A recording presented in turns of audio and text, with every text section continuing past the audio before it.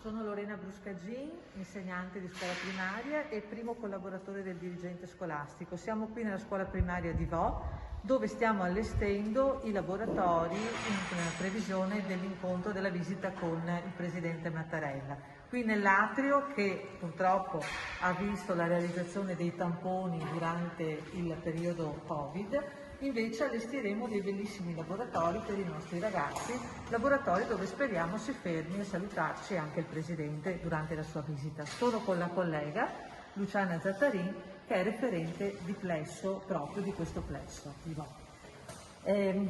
Sono orgogliosa del materiale che è arrivato perché oltre ai laboratori servirà poi nel corso dell'anno per la nostra didattica innovativa che abbiamo intenzione di realizzare in questo anno scolastico.